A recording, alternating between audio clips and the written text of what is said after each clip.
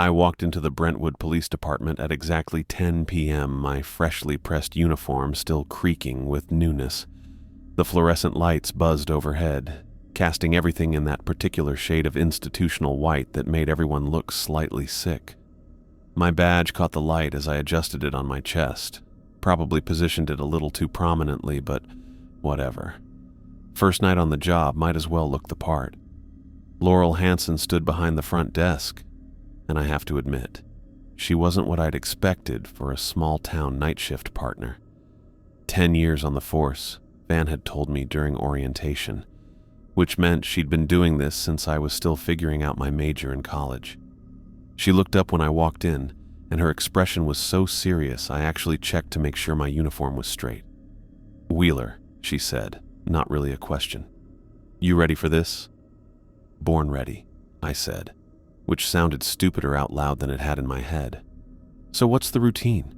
Patrol routes, traffic stops, domestic calls?"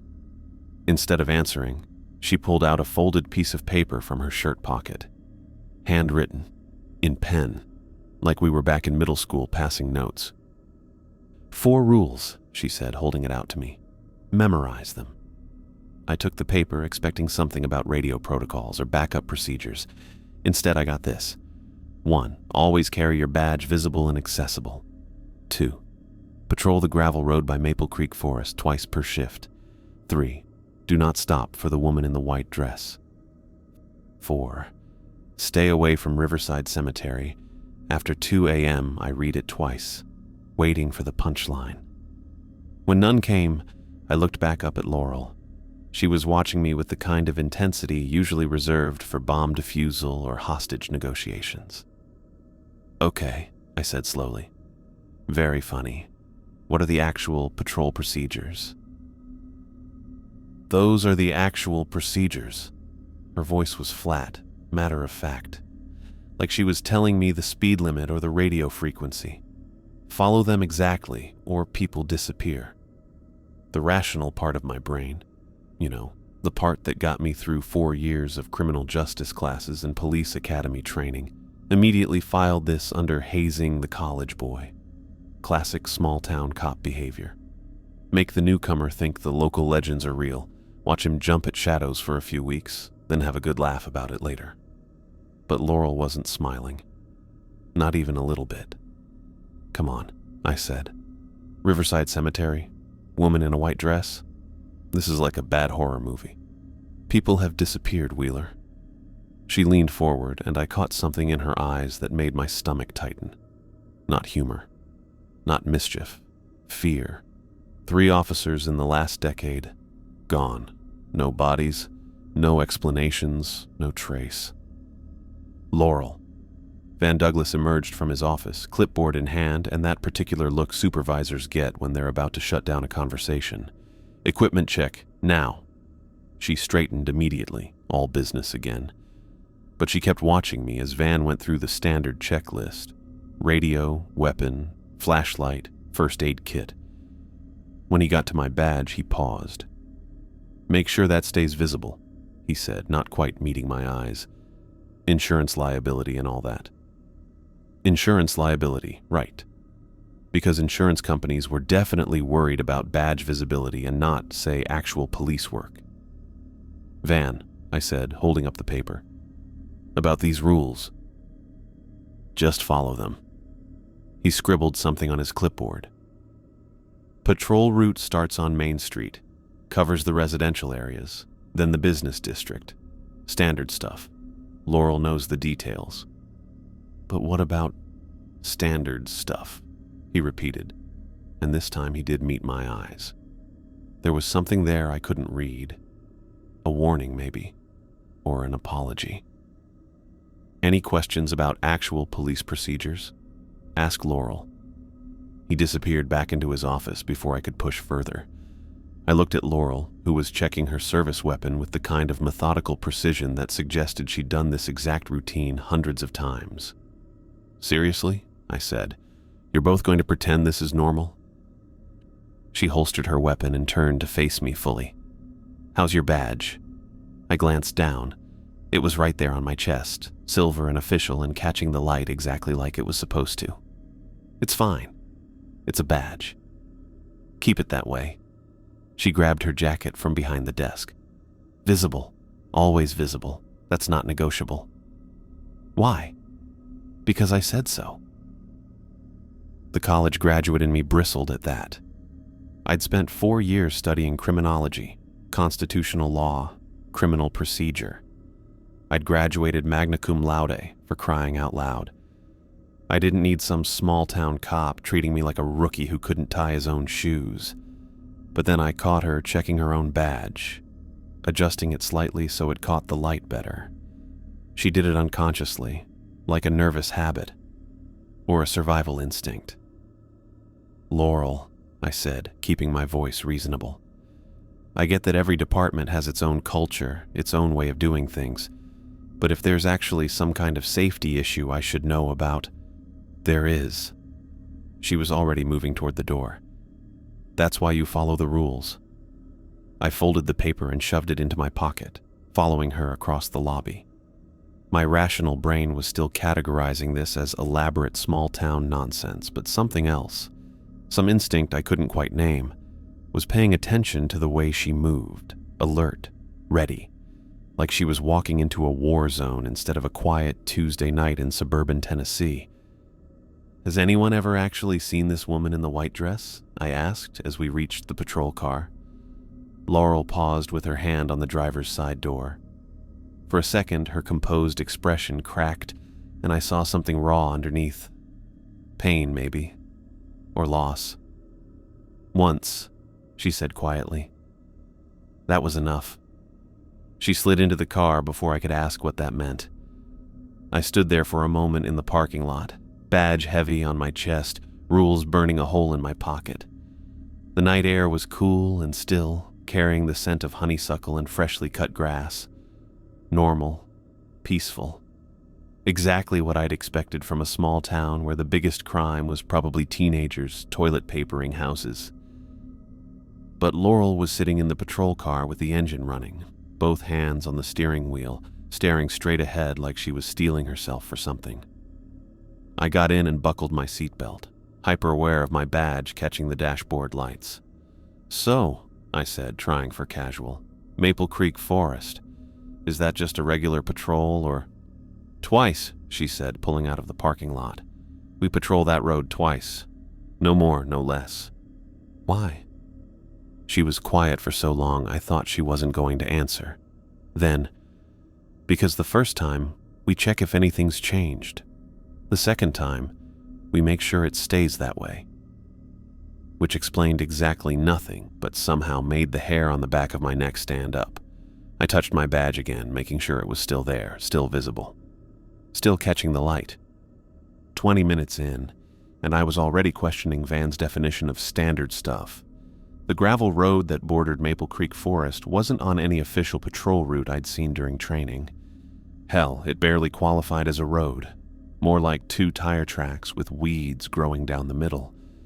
Our headlights carved a narrow tunnel through the darkness, illuminating towering oaks that pressed in from both sides like they were trying to reclaim the path. "So," I said, checking my badge for probably the 10th time since leaving the station, "this road gets a lot of action, does it?" Laurel didn't answer. She was doing that thing again, gripping the steering wheel with both hands, eyes scanning the tree line like she expected something to jump out at us, which was ridiculous. This was Tennessee, not some horror movie set. The most dangerous thing we'd encounter out here would be a drunk teenager or maybe a raccoon. I mean, it's not exactly a drug trafficking hotspot, I continued, trying to fill the silence. Unless there's a meth lab hidden behind those trees, which seems unlikely given the property values in— Quiet. The word cut through my rambling like a blade. Laurel leaned forward, squinting through the windshield at something ahead. I followed her gaze and felt my stomach drop. A man stood in the middle of the road, not walking across it, not stepping into our path, just standing there, perfectly still like he'd materialized out of the darkness. The headlights caught him full on, and everything about the scene felt wrong in ways my rational brain couldn't quite articulate. He was tall, maybe 6'2", wearing a dark coat that looked expensive even from 50 yards away. A fedora sat at an angle on his head, throwing shadows across his face. But what made my skin crawl was his stillness. People don't stand that motionless. Even statues seem to have more life in them. "Laurel," I said quietly, "is this normal?" She brought the car to a stop about 20 feet from the figure, close enough to see him clearly, far enough to back up fast if we needed to, which was smart tactical thinking, I had to admit. "Show me your badge," she whispered without taking her eyes off the man. "What?" "Your badge. Make sure it's visible." I looked down. The silver shield was right there on my chest, exactly where it was supposed to be. "It's fine. It's..." "Make sure." Something in her voice made me reach up and adjust the badge, turning it slightly so it caught the headlight glare. The metal felt warm under my fingers, which was weird because everything else about this night was cold. The man began walking toward us, not hurrying, not threatening, just a casual stroll, like he was approaching friends at a barbecue instead of a police cruiser in the middle of nowhere. But there was something wrong with how he moved. Too smooth, too controlled, like he was gliding instead of walking. As he got closer, the headlights revealed more details I wished they hadn't. His skin was pale. Not just white or fair-skinned, but actually pale, like moonlight on marble. And his eyes. His eyes were the color of winter fog, and they were looking right at me. He stopped next to Laurel's window and waited, not tapping on the glass or making any move to identify himself, just standing there with that impossible stillness, watching us watch him. Laurel rolled down the window halfway. Her hand stayed near her service weapon, but she didn't draw it. Professional, but ready. "Evening," the man said. His voice came from everywhere and nowhere at once, not loud, not soft, just present in a way that made my teeth ache, like hearing someone speak underwater while you're standing on dry land. "Evening," Laurel replied. Her voice was steady, but I could see her knuckles white on the steering wheel. The man's fog-colored eyes shifted to me, and I felt something cold slide down my spine. "You're new." It wasn't a question. Somehow he knew. Maybe it was the way I sat too straight in the passenger seat, or how obviously new my uniform looked, or the fact that I kept touching my badge like a nervous tick. "Yes, sir," I said, surprised by how normal my voice sounded. "First night." "I see." He tilted his head slightly, studying me with the kind of intense focus that made me want to check if my fly was unzipped. "And you belong here?"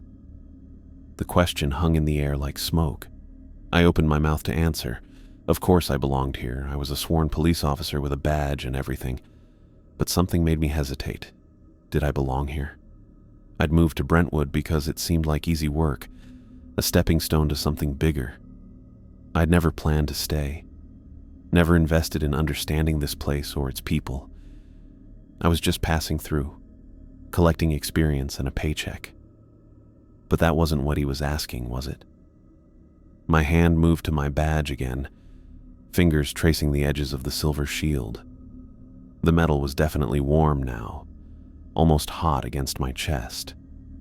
Without really thinking about it, I lifted it slightly, making sure it caught the light. The man's expression changed. What might have been disappointment flickered across his pale features, followed by something that could have been amusement or approval. It was impossible to tell. "Interesting," he said, and now his voice sounded almost fond. "Very interesting indeed." He smiled then, and I immediately wished he hadn't.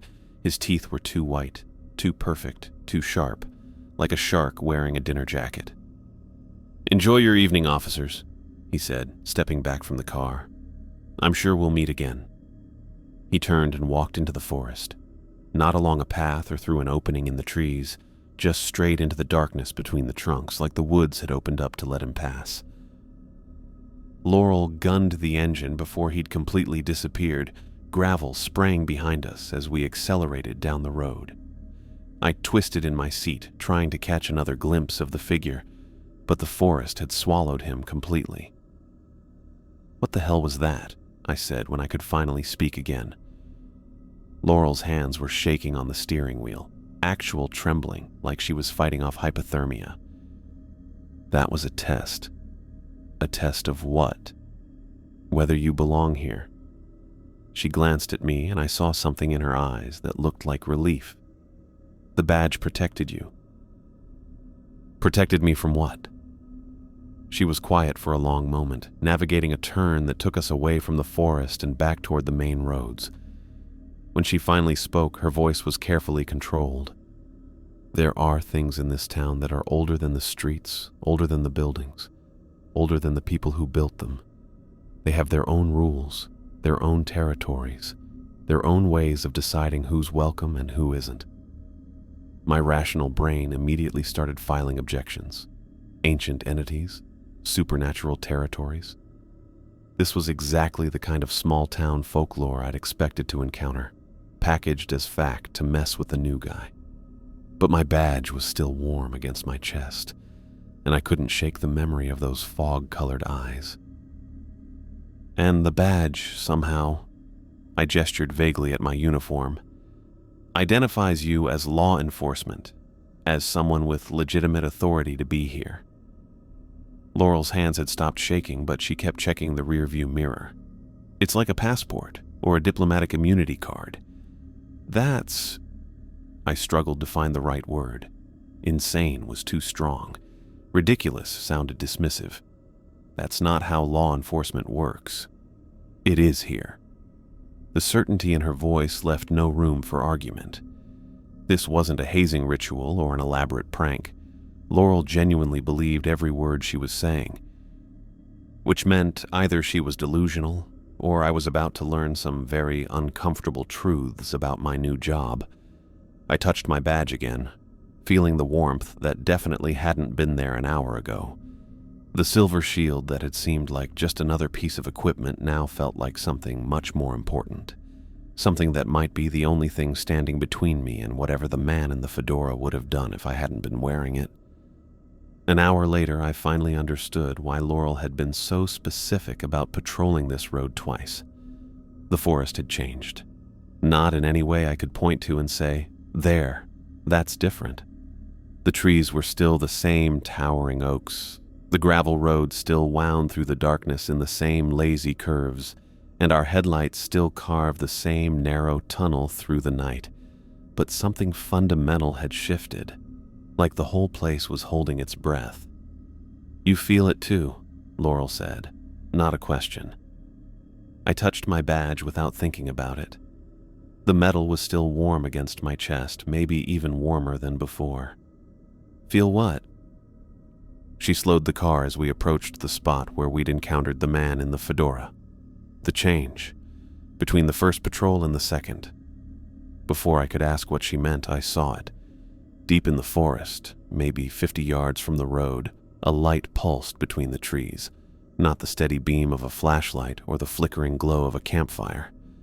This was something else entirely, bright white with edges of blue, moving in slow, hypnotic patterns that reminded me of a lava lamp, or bioluminescence, or something that had no business existing in a Tennessee forest at 2 a.m. "Jesus," I breathed, leaning forward to get a better look.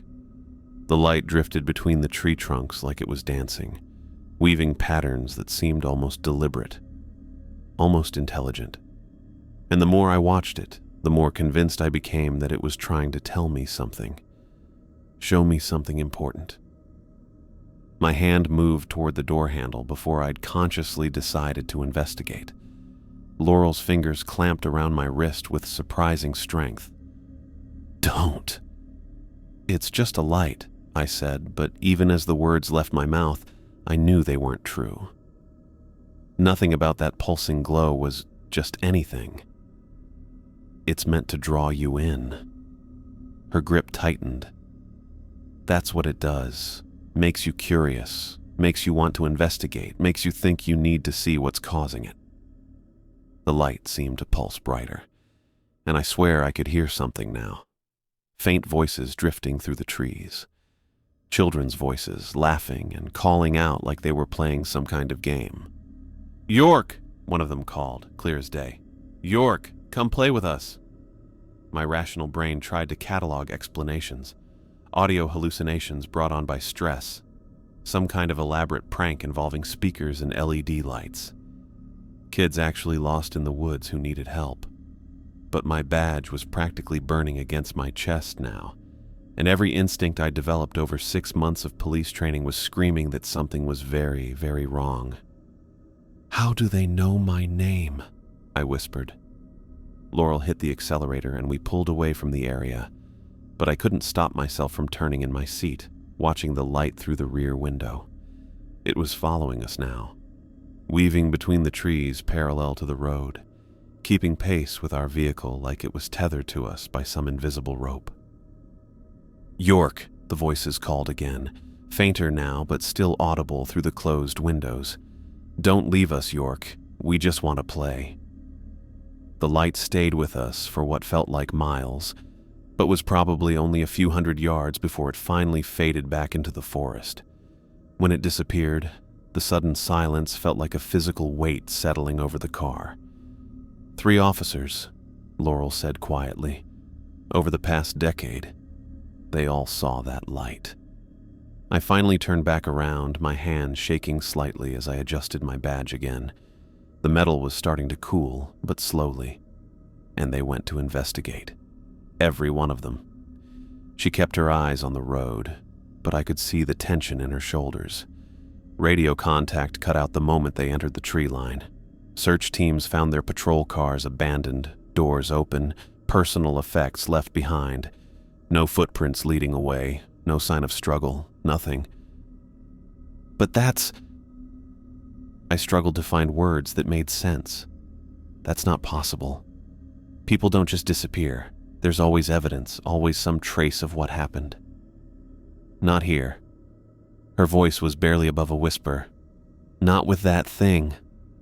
I thought about the voices calling my name, about the hypnotic patterns the light had traced between the trees, about the overwhelming urge I had felt to open the car door and walk into that darkness, consequences be damned. "How do you know so much about it?" I asked. "I mean, beyond the obvious departmental briefings and incident reports." Laurel was quiet for so long, I thought she wasn't going to answer. We'd reached the end of the gravel road and turned back onto the paved streets of Brentwood proper, passing neat rows of suburban houses where normal people were sleeping in normal beds, completely unaware of the things that moved through the forest just a few miles away. Finally, she spoke, because one of those 3 officers was my brother. The words hit me like a physical blow. I turned to stare at her profile in the dashboard light, and suddenly everything made sense. The fear in her eyes when she'd given me those rules, the way she'd tested my badge visibility, her insistence on following procedures exactly. "David," she continued, still not looking at me. "He was 26, young, eager, fresh out of the academy. Kind of like you, actually." I didn't know what to say to that. Sorry seemed inadequate. The whole situation was so far beyond normal police work that conventional responses felt meaningless. "He'd been on nights for about 3 months when it happened," Laurel went on. "Everything was routine that evening. Regular patrols, standard radio checks. Then around 2:30 in the morning, he called in about a disturbance in Maple Creek Forest. Possible camping violation, he said. That was the last anyone heard from him. And you've been working nights ever since. 6 years." She finally looked at me and I saw something raw and determined in her expression. Every shift, hoping I'll figure out what took him, what that thing really is, how to get him back. The weight of that confession settled between us like a third passenger. 6 years of night shifts, of following rules that most people would dismiss as superstition, of watching that forest and waiting for answers that might never come. "Laurel," I said carefully, "what if he's not coming back? What if whatever happened to him is permanent?" She pulled into the parking lot of a 24-hour diner and put the car in park. Through the windows, I could see a lone waitress wiping down tables under harsh fluorescent lights. Normal, mundane, safe. "Then at least I'll know," Laurel said. "And maybe I can make sure it doesn't happen to anyone else." I looked down at my badge, still faintly warm against my uniform shirt. In the space of a few hours, it had gone from being a piece of equipment to something that might have saved my life. Something that connected me to this strange world of rules and entities and missing people. "The second patrol," I said. "It's not just about checking if things have changed. It's about seeing what's hunting." Laurel nodded. "The first patrol, they're dormant, waiting.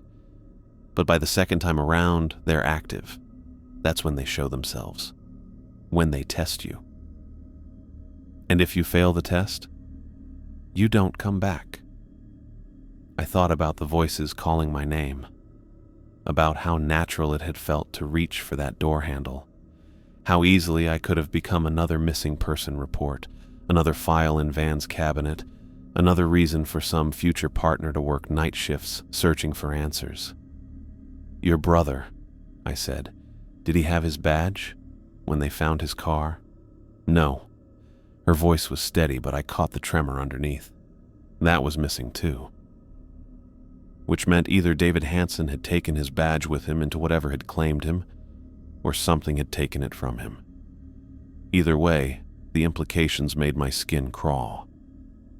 I reached up and touched my own badge one more time, making sure it was still there, still visible, still warm enough to matter. "We should get back on patrol," Laurel said, but she made no move to put the car in drive. "Yeah," I agreed, but I didn't want to leave the safety of this parking lot, this circle of artificial light in a world that was turning out to be far more dangerous than I'd ever imagined.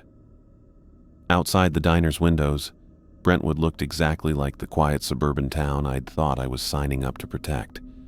But now I knew what moved through its forests in the dark hours, what called people's names from between the trees, what had taken Laurel's brother and 2 other officers who'd simply been doing their jobs.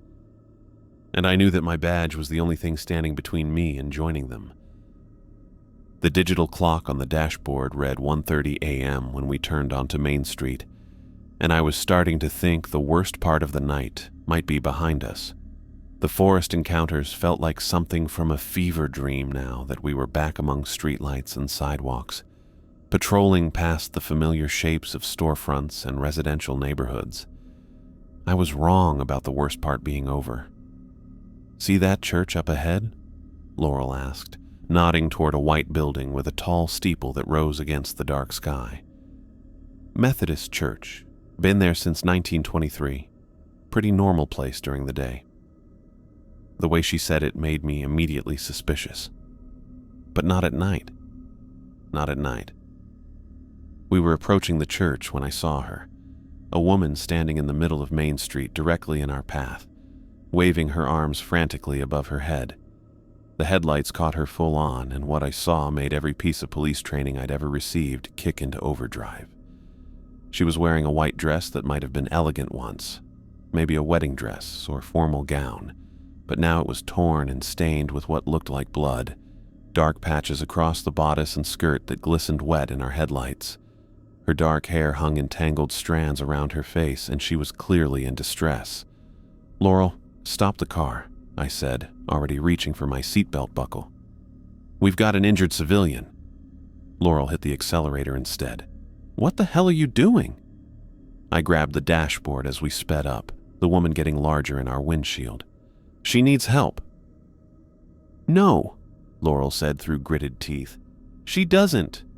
The woman was waving more frantically now, stepping directly into our path.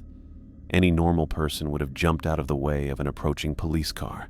This woman planted her feet and raised both hands like she could stop 2 tons of moving metal through sheer force of will. "Laurel, we're going to hit her." But we didn't hit her. At the last possible second, Laurel jerked the wheel to the left and we swerved around the woman with maybe inches to spare. I twisted in my seat to look back, expecting to see her standing in the road, probably cursing us out for being the worst cops in Tennessee. Instead, I watched her break into a run. Not a normal run, not even a fast run. She moved like something that had never quite figured out how human locomotion was supposed to work, her legs pumping in jerky, unnatural strides that somehow propelled her forward at impossible speed. She was gaining on us. Jesus Christ, I breathed, watching her in the side mirror. How was she doing that? The woman's mouth was open now, and I could hear her screaming even through the closed windows and over the engine noise. But what had started as cries for help was changing into something else entirely. The words were stretching, distorting, becoming sounds that no human throat should be able to produce. "Help me!" she wailed, the syllables drawn out like taffy. "Please, help me!" I checked my badge without thinking about it. The metal was warm again, almost hot, like it had been in the forest. Whatever this thing was, it was triggering the same response. "She's matching our speed," I said, staring at the speedometer. We were doing 45 in a 30 zone, and the woman in the white dress was keeping pace like she was out for a casual jog. That's not possible. "Don't look at her face," Laurel warned, eyes fixed on the road ahead. "Whatever you do, don't look directly at her face." Of course I looked. The woman's features were shifting, flowing like melted wax. Her mouth was stretching wider than any mouth should be able to stretch, revealing rows of teeth that looked sharp enough to strip meat from bone. Her eyes were dark holes that seemed to go deeper than her skull should allow, and when our gazes met in the mirror, I felt something cold and hungry reach into my chest and squeeze. "Why won't you help me? She screamed. And now her voice was coming from everywhere at once, behind us, beside us, inside the car.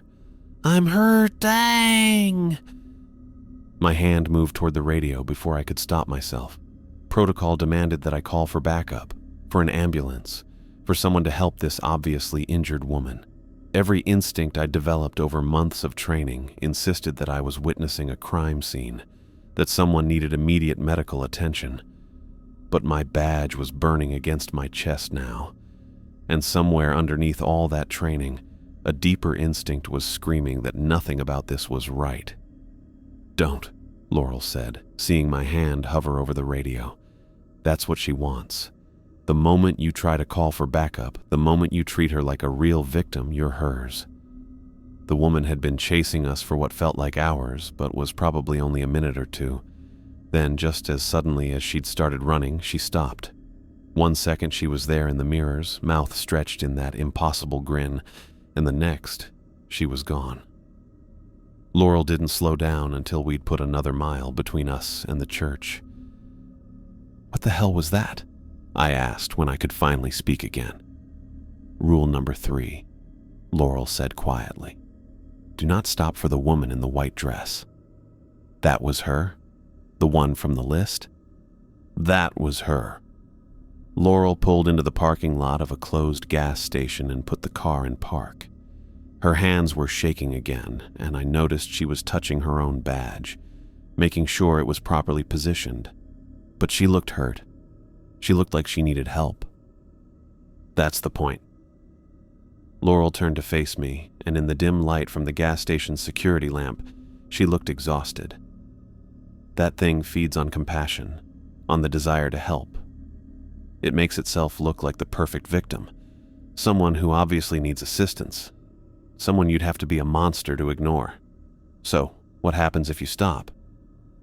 5 years ago, 2 paramedics responded to a call about an injured woman on Main Street, white dress, covered in blood, standing by the side of the road crying for help.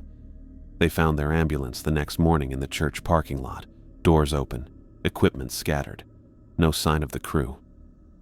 I thought about the woman's distorted face, about the way her voice had seemed to come from inside the car, about how every fiber of my being had demanded that I help her, even when my eyes were telling me she wasn't entirely human. "She looked so real," I said. "So hurt." That's what makes it effective. Your training tells you to protect and serve, to help people in distress. She turns that against you, uses your best instincts as bait.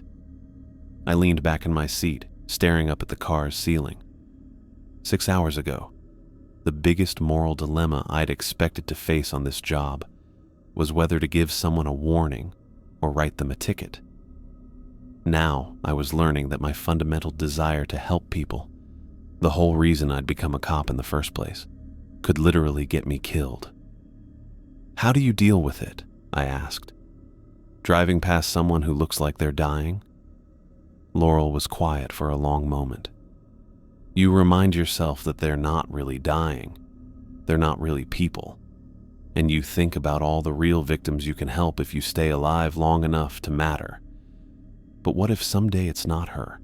What if there's actually someone hurt on Main Street and I just drive past because I'm following the rules? Then you call it in from a safe distance. You request backup and an ambulance and let day shift handle it. She started the engine again. But at night, between 10 p.m. and 6 a.m., anything that makes you want to stop and help is probably trying to kill you. We pulled back onto Main Street, driving past the Methodist church where the woman had first appeared. The area looked completely normal now. Empty road, dark building, no sign that anything supernatural had happened here minutes ago. But I kept checking the mirrors anyway. The paramedics, I said as we continued our patrol. Did they have families? One was married, had 2 kids. Laurel's voice was carefully neutral. The other was engaged. Wedding planned for the following spring. And everyone just accepted that they'd vanished? What choice did they have? There was no evidence of foul play, no witnesses, no leads to follow. Just another unexplained disappearance in a town that's had too many of them. I touched my badge again, feeling the metal slowly cooling against my uniform. The warmth that had protected me from the man in the forest, that was somehow shielding me from these things, felt different now. Less like safety and more like a thin barrier between me and forces I couldn't begin to understand. Laurel, I said, how many of these things are there? How many rules do we really need to follow? She glanced at me, and for the first time since we'd started the shift, she almost smiled. You've got a few more hours to find out. The Methodist church disappeared behind us as we continued our patrol, and I found myself checking the mirrors obsessively for any sign of the woman in white. But Main Street stretched empty in both directions, lit by the orange glow of street lamps that seemed dimmer than they had an hour ago. My badge had finally cooled against my chest, but I kept touching it anyway. The metal felt different now, not just a piece of equipment, but something that had actively protected me, twice. The rational part of my brain kept trying to find explanations, but that part was getting quieter with each supernatural encounter. You're handling this better than most, Laurel said, settling back in her seat. The tension was finally starting to leave her shoulders now that we'd put distance between ourselves and the church. Am I? I glanced at the dashboard clock, 2:12 a.m., because I feel like I'm losing my mind. That's normal. David went through the same thing his first night, kept asking me if I was sure he wasn't having some kind of breakdown. The mention of her brother made something twist in my chest. I'd been so focused on my own survival that I hadn't really processed what this must be like for her. Training another young officer, watching me stumble through the same encounters that had claimed David 6 years ago. I'm sorry, I said. About your brother. About all of this.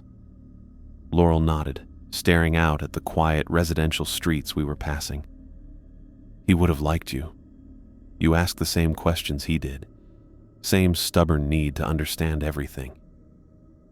The exhaustion was starting to hit me now, not just physical tiredness, but something deeper. The mental strain of having my entire worldview challenged in the span of a few hours. My eyelids felt heavy, and I had to blink hard to keep them open. You want me to drive for a while? Laurel asked, noticing my struggle. No, I'm fine. Just need to... I never finished that sentence. Somehow, without realizing it, I'd turned left instead of right at the intersection ahead. We were on Elm Street now, heading away from our usual patrol route toward a part of town I vaguely remembered from the orientation tour, tree-lined and quiet with older houses set back from the road. "York," Laurel said, and something in her voice made me look over at her. Her eyes were closed, her head tilted back against the headrest. She'd fallen asleep. I should have woken her up, should have turned around immediately and gotten back on our assigned route. But the street was peaceful, almost hypnotic in its suburban normalcy, and I found myself just driving forward on autopilot. The houses grew sparser as we continued, older trees pressing closer to the road. I was vaguely aware that we were approaching some kind of boundary, a place where the streetlights ended and darkness took over. But my tired brain processed it as just another quiet neighborhood street. Then I saw the iron gates, tall, ornate, with elaborate scrollwork that formed words I couldn't quite make out in the darkness. They stood open, flanked by stone pillars that supported wrought iron fencing extending in both directions. Beyond the gates, I could see the pale shapes of headstones scattered across rolling hills. Riverside Cemetery. The realization hit me like cold water, but by then, it was too late. The car had already crossed the threshold, passing between those iron gates, and the moment we did, everything changed. The temperature inside the vehicle plummeted. Not gradually, like someone had turned on the air conditioning. Instantly, drastically, until I could see my breath forming small clouds in the suddenly frigid air. My hands started shaking on the steering wheel, and it wasn't just from the cold. "Hello." The voice came from directly behind me, soft and curious, with the unmistakable cadence of a child, a little boy, maybe 7 or 8 years old. I jerked the wheel hard to the left, tires squealing as the car swerved across the narrow cemetery road. We missed a large headstone by inches, and the sudden movement jolted Laurel awake. "What?" she started, then saw where we were. The color drained from her face so quickly I thought she might pass out. "Oh God. York, turn around right now." "I'm trying," I said through chattering teeth, wrestling the car back under control, but my hands were numb with cold, and the steering wheel felt like it was fighting me. "You shouldn't be here so late," the voice continued, and I felt something brush against the back of my neck. Small fingers, gentle and curious. "Mama says the cemetery isn't safe after dark." Laurel was fumbling for her radio, her breath forming white puffs in the frigid air. "We need to get out of here immediately. Do not engage with it. Don't answer any questions. Just drive." But the presence behind me was growing stronger. I could feel the weight of a small body settling into the back seat, could hear the rustle of clothing as whatever it was made itself comfortable. "My name's Billy," the voice said, right next to my ear now. "What's your name?" I opened my mouth to answer before catching myself. Something about the voice was compelling, innocent in a way that made me want to be helpful. But my badge was heating up again, burning against my chest like a warning beacon. "Turn around," Laurel hissed. "Use the circle drive by the chapel. Don't stop. Don't slow down. Just get us back to the gate." I could see the chapel ahead, a small stone building with a circular driveway that would let me turn around without backing up. But the presence in the back seat was getting more insistent. "I don't like it here anymore," Billy said, and now his voice carried a note of sadness that made my chest ache. "It's cold and dark, and nobody comes to visit. Will you take me home, please?" Small hands pressed against my shoulders, not aggressively, but with the gentle insistence of a child seeking comfort. The touch burned through my uniform shirt like ice, and I could feel something pulling at me. Not physically, but something deeper. A tugging sensation that made me want to stop the car, turn around, and see what this lonely little boy looked like. "York, do not turn around," Laurel said urgently. "Whatever you do, Don't look at it." "But he's just a kid," I said, my voice barely a whisper. "He sounds scared. He's not a kid anymore." I reached the chapel and swung the car through the circular drive, tires crunching on gravel that was somehow louder than it should have been. As we completed the turn and started heading back toward the gate, the presence behind me became more desperate. "Please don't leave me here," Billy pleaded, and now he was crying. Soft, heartbroken sobs that made every protective instinct I'd ever had scream at me to help. "I've been alone for so long. I just want to go home." The small hands on my shoulders tightened, and suddenly the cold wasn't just around me. It was inside me, spreading through my chest and down my arms until I could barely feel the steering wheel. "I can't feel my hands," I told Laurel, panic creeping into my voice. "Almost there," she said, reaching over to help steady the wheel. "Just keep driving. Don't listen to him." "Why won't you help me?" Billy's voice was changing now, becoming sharper, more demanding. "All I want is to go home. Why won't anyone take me home?" The gate was just ahead, those iron pillars marking the boundary between the cemetery and the world outside. But the car felt like it was moving through molasses, each foot forward requiring enormous effort. "Please," Billy whispered directly into my ear, and his breath was so cold it made my teeth ache. "Just let me come with you. I'll be good. I promise I'll be good." For a moment, just a moment, I considered it. He sounded so lost, so utterly alone. What harm could there be in giving a lonely child a ride? Then we crossed the threshold. The moment our front bumper passed between those iron gates, the presence vanished. The temperature in the car shot back to normal so quickly that my glasses fogged up. The weight disappeared from the back seat. The hands lifted from my shoulders, and the only sound was our heavy breathing and the hum of the engine. But the scent lingered. Earth and decay. Old flowers and something else.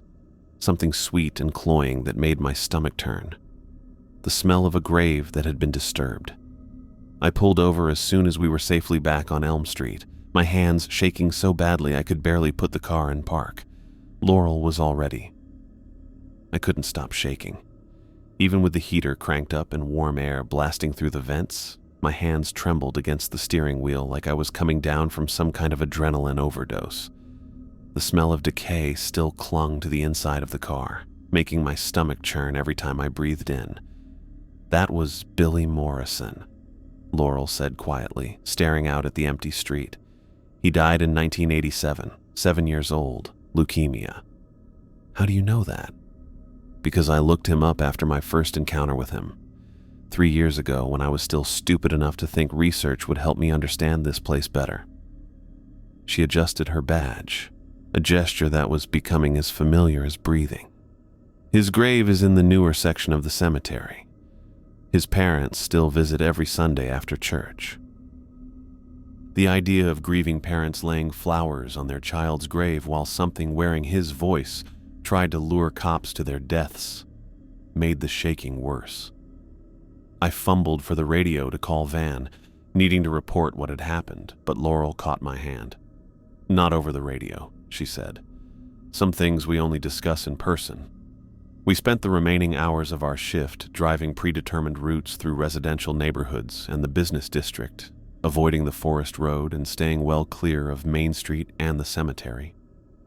Standard patrol stuff, like Van had promised. By the time we finally headed back to the station, the eastern sky was starting to lighten with the first hints of dawn. The parking lot looked different at 5:30 a.m. than it had 10 hours earlier, less institutional, more like a refuge.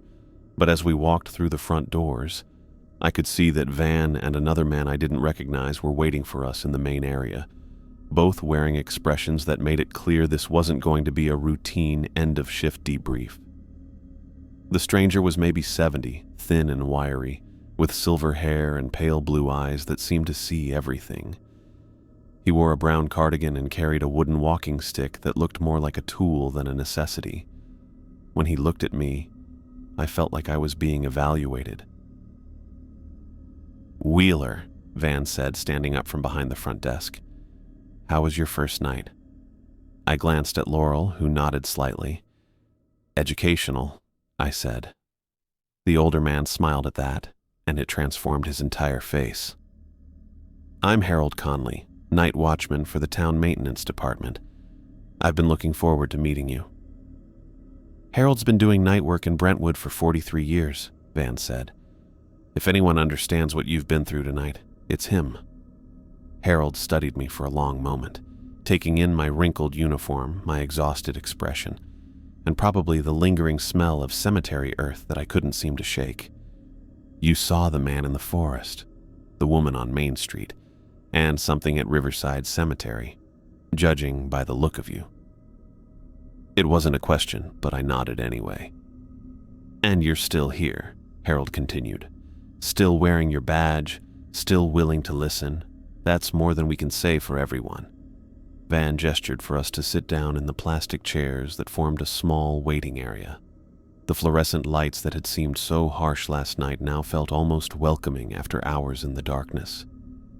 "Wheeler, what I'm about to tell you doesn't leave this room," Van said, settling into his own chair. "Officially, the Brentwood Police Department investigates standard criminal activity and maintains public safety through conventional law enforcement methods. Unofficially, we manage something much more complicated." Harold leaned forward on his walking stick. "This town was built on land that should have been left alone. Cherokee burial ground, sacred to the people who lived here for centuries, before white settlers decided they wanted the location for themselves." The matter-of-fact way he said it made my chest tighten. "When was this?" 1891. The town founders knew exactly what they were building on top of, but cheap land was cheap land. They figured they could handle whatever consequences came up. Harold's expression darkened. "They were wrong.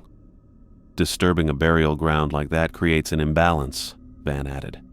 "It doesn't just disrespect the dead, it tears holes in the natural barriers between our world and places where things like the man in the forest come from."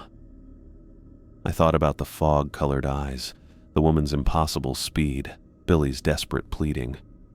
So, these things aren't actually from here? Some are. Billy Morrison really is buried in that cemetery, and something of him lingers there. But the man in the forest, the woman in white, they're drawn here by the disturbance.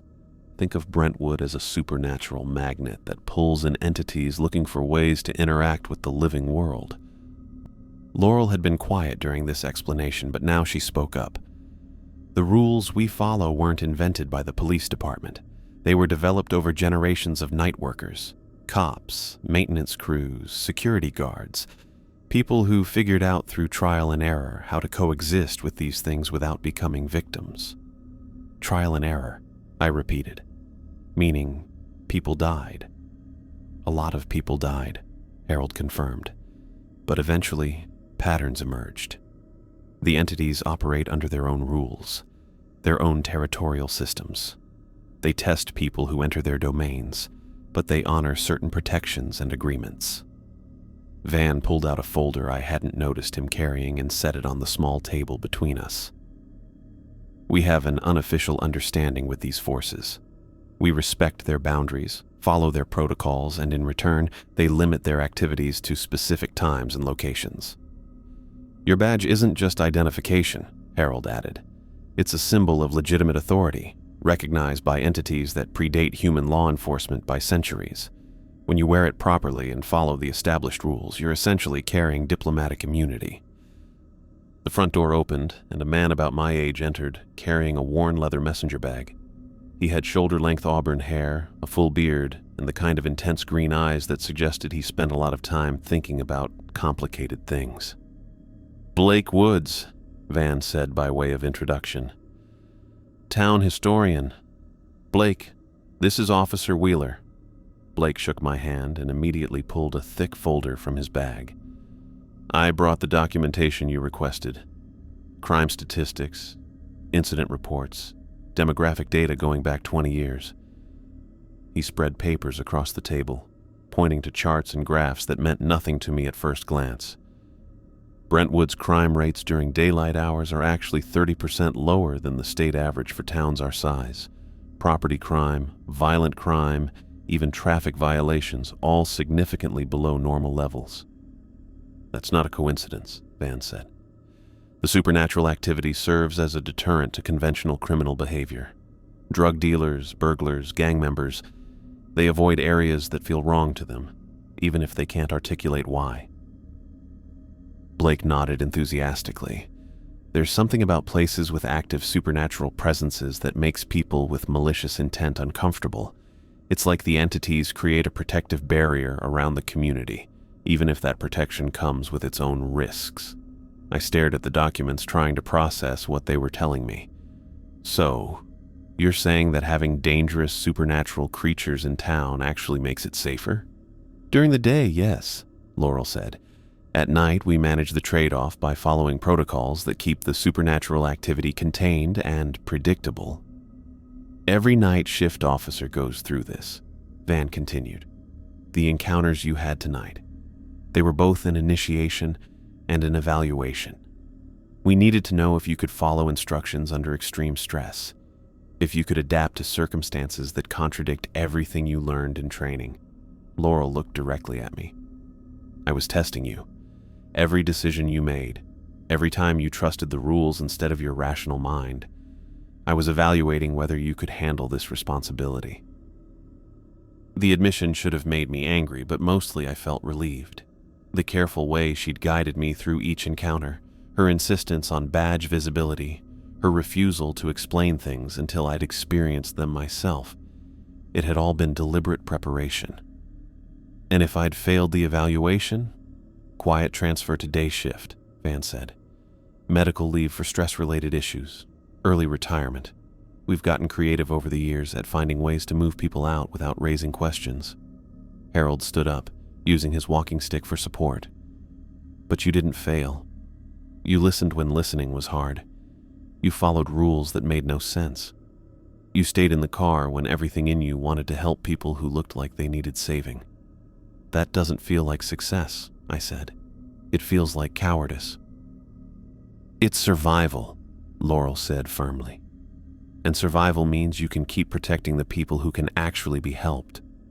Blake was organizing his papers, but he paused to look at me. What you're being offered is a chance to be part of something that's been protecting this community for over a century. It's not traditional police work, but it's real service. Real protection. Van leaned back in his chair. The choice is yours, Wheeler. You can request a transfer, and we'll make it happen quietly. No questions, no black marks on your record. Or you can stay, knowing exactly what this job really involves. I touched my badge, feeling the metal that had grown warm so many times during the night. Outside the windows, full dawn was breaking over Brentwood, revealing a perfectly normal-looking small town where people would soon be waking up to go to work, send their kids to school, live their ordinary lives without ever knowing what moved through their streets after dark. If I stay, I said, does it get easier? Harold smiled. No, but you get better at it. I thought about David Hansen, about 3 missing officers who'd tried to help when they should have followed the rules. About Billy Morrison's parents visiting their son's grave every Sunday while something wearing his voice tried to lure people to join him in whatever cold place he'd found. About Laurel, spending 6 years on night shifts hoping to understand what had happened to her brother. About a community that stayed safe because people like us were willing to walk the line between protection and survival, following rules written in other people's blood. I looked around at their faces. Van's paternal concern, Harold's ancient wisdom, Blake's academic intensity, Laurel's guarded hope. They were offering me membership in something I couldn't have imagined 12 hours ago. I'll stay, I said. Van nodded like he'd expected that answer. Welcome to Brentwood Night Shift, Wheeler. Your real training starts tomorrow.